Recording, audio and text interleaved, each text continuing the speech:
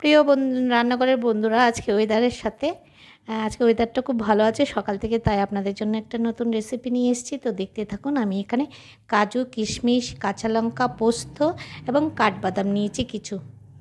এগুলো পিষতে হবে, তাই আমি ধুয়ে পরিষ্কার করে নিয়ে নিয়েছি। এগুলোকে এবার পিষে নেব বন্ধুরা। তো আজকের ওয়েদারটা ভালো বলে, এতদিন খুব গরম ছিল, আজকের ওয়েদার ভালো বলে তাই একটু আমি একটা রেসিপি নিয়ে এসেছি। এটা মানে একটু ঠান্ডা ভাব থাকলে তখনই খেতে ভীষণ ভালো লাগে। তো দেখুন, আমি সবকটা মশলা সবকটা বাদাম, কিশমিশ, লঙ্কা সব নিয়ে নিয়েছি, এখানে পিষে নিয়েছি। এবার এখানে একটা বাটিতে আমি লেবু নিলাম, কেটে লেবু রসটা আমি চেপে নিয়ে নিয়েছি। এবার আমি চিকেন নিয়েছি, দেখুন চিকেনের মধ্যে আমি লেবু রসটা দিয়ে দিলাম। তো বন্ধুরা, এটা আমি এখানে লেবু রসটা কেন দিচ্ছি, আমার কাছে দই নেই বাড়িতে, তাই আমি লেবু রসটা ব্যবহার করছি। তো বন্ধুরা দেখুন, আরেকটু সামান্য নুনও দিয়ে দিলাম।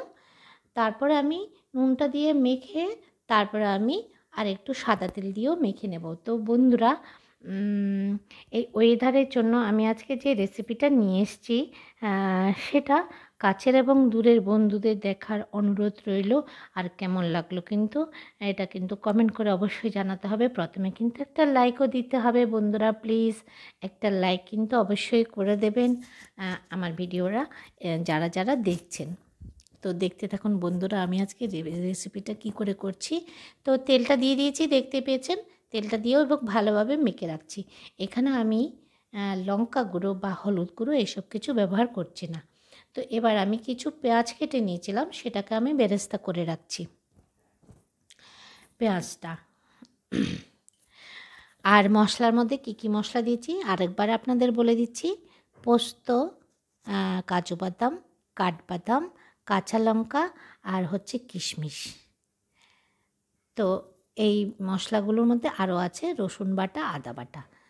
তো এই সব আমি রসুন আদা বাটা আমার কাছে পেস্ট ছিল, তাই আলাদা করে আর ওটা দেখানো হয়নি।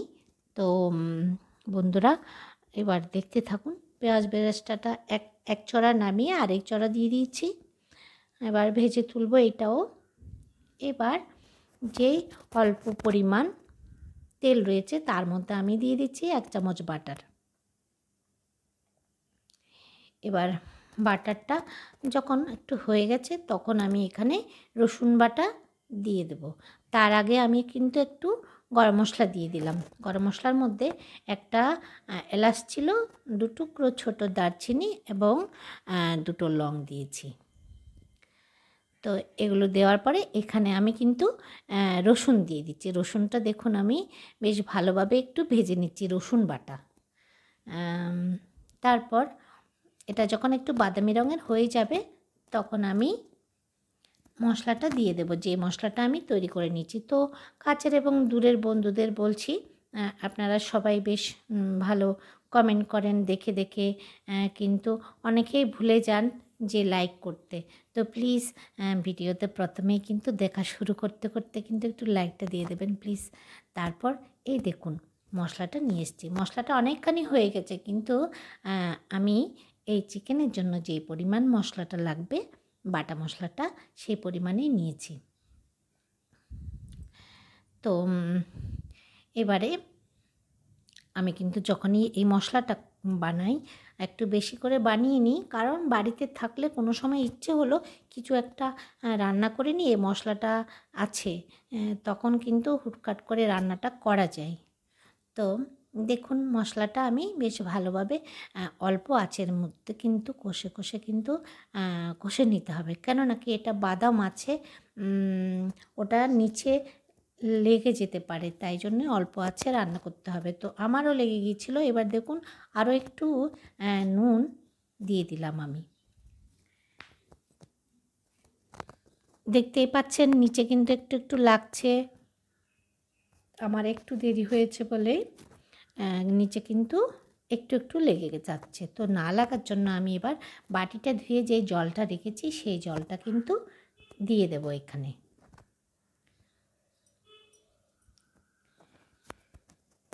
এভাবে আস্তে আস্তে অল্প আঁচের মধ্যে আমি অনেকক্ষণ ধরে কিন্তু মশলাটাকে কষে কষে নেব। যতক্ষণ অবধি বাদামের গন্ধটা না চলে যায় ততক্ষণ অবধি কিন্তু আমাকে কষতে হবে, বা অনেকখানি তেল বেরিয়ে আসবে।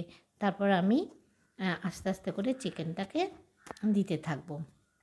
তো এবারে আমি দিলাম পরিমাণ মতো আদা বাটা। দিয়ে দিয়েছি। রসুন বাটা প্রথমেই দিয়ে দিয়েছি, এবারে দিলাম আমি আদা বাটা। তো এটা দিয়েও আবারও অনেকক্ষণ ধরে কষে নেব। কালারটা কিন্তু আদা বাটা দেওয়াতে একটুখানি চেঞ্জ হচ্ছে, আস্তে আস্তে আরও একটু চেঞ্জ হবে, আর একটু ভাজা ভাজা হয়ে আসবে। তো এখানে আমি তেলটা বা বাটারটা কিন্তু খুব কম ইউজ করেছি, যেহেতু বাদামের থেকে কষতে কষতে এখানে বাদাম থেকে তেল বেরোবে, তাই জন্যে আমি তেলটা কম ব্যবহার করেছি। তো এবারে দুধ মিক্স করে দিচ্ছি। দুধটা যখন বেশ ভালোভাবে ফুটে আসবে তখন কিন্তু আমি চিকেনটা দিয়ে দেব। তো এভাবে নাড়তে থাকতে হবে, বড় আঁচ দিলে চলবে না কোনো মতেই। এবারে দেখুন অনেকখানি ফুটে গেছে, এবারে আমি চিকেনটা আস্তে আস্তে দিয়ে দিচ্ছি। তো চিকেনটা দিয়ে আমাকে এবার ফাইনাল রান্নাটা করছি। তো বন্ধুরা, চিকেনটার মধ্যে কী কী মেখেছিলাম সেটা অবশ্যই আপনাদের দেখে নিয়েছেন মন দিয়ে। লেবুর রস, আর হচ্ছে স্বাদ মতো নুন, আর হচ্ছে একটু সাদা তেল মেখেছিলাম। তো এখানে আপনারা চাইলে লেবু রস না থাকলে দই থাকলে দই দিতে পারেন, অথবা দুটোর কিছুই না থাকলে সামান্য ভিনেগার দিতে পারেন। তো এবারে দেখুন আমার রান্নাটা রেডি হয়ে গেছে।